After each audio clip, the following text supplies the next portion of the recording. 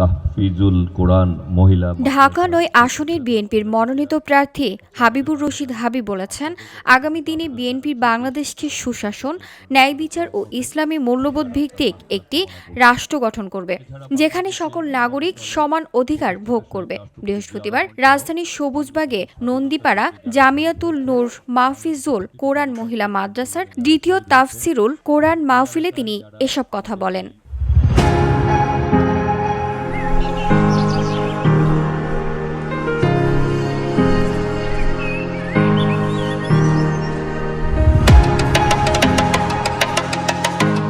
হাবিব বলেন, বিএনপির চেয়ারপারসন ও সাবেক ৩ বারের প্রধানমন্ত্রী দেশনেত্রী বেগম খালেদা জিয়া বর্তমানে উপস্থিত না থাকলেও তার জন্য দেশবাসীর কাছে দোয়া কামনা করেন। একই সঙ্গে তিনি বিএনপির প্রতিষ্ঠাতা শহীদ রাষ্ট্রপতি জিয়াউর রহমান, মহান মুক্তিযুদ্ধের শহীদ, বিভিন্ন গণতান্ত্রিক আন্দোলনের শহীদ, জুলাই আগস্ট আন্দোলনের নিহতদের এবং সদ্য প্রয়াত সহযোদ্ধা শহীদ শরীফ ওসমান হাদির আত্মার মাগফিরাত কামনা করেন। প্রতিবেশী যারা আমাদের ছেড়ে চলে গেছেন তাদের জন্য এবং আমাদের এই জুলাই আগস্ট আন্দোলনে যারা শহীদ হয়েছেন সেই সকল শহীদদের প্রতি এবং সর্বশেষ আমাদের একজন সহযোদ্ধা শহীদ শরীফ ওসমান হাদি যিনি আমাদের মাঝে থেকে চলে গেছেন তার আত্মার মাগফিরাত কামনা করছি এবং সাথে সাথে হাবিবুর রশিদ হাবিব বলেন, সাম্প্রতিক হত্যাকাণ্ডগুলো সুষ্ঠু তদন্তের মাধ্যমে দোষীদের গ্রেফতার করে শাস্তির আওতায় আনার জন্য তিনি সরকারের প্রতি জোর দাবি জানান। তিনি বলেন, মাদ্রাসা শিক্ষার্থীদের জন্য মৌলিক সুযোগ সুবিধা নিশ্চিত করা হবে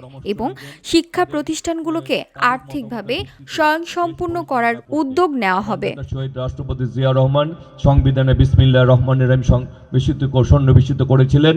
আমার নেতা শহীদ রাষ্ট্রপতি জিয়াউর রহমান ইসলাম আল্লাহর উপর আস্থা ও বিশ্বাসের উপর তিনি দুর্নীতিমুক্ত, চাঁদাবাজি মুক্ত ও মাদক মুক্ত সমাজ গড়ার অঙ্গীকার করেন। একই সঙ্গে বিদেশি প্রভাব মুক্ত ও তাবেদার মুক্ত বাংলাদেশ গঠনে সবাইকে ঐক্যবদ্ধ থাকার আহ্বান জানান। নিরাপদ থাকে, সমাজ যাতে দুর্নীতি মুক্ত হয়, সমাজ যাতে আমাদের চাঁদাবাদ মুক্ত হয়, মাদক মুক্ত হয়, সমাজে যাতে উন্নয়ন কর্মকাণ্ডগুলি ত্বরান্বিত হয়, সকলের মতামতের ভিত্তিতে আমরা যাতে ঐক্যবদ্ধভাবে এই দেশকে গড়তে পারি।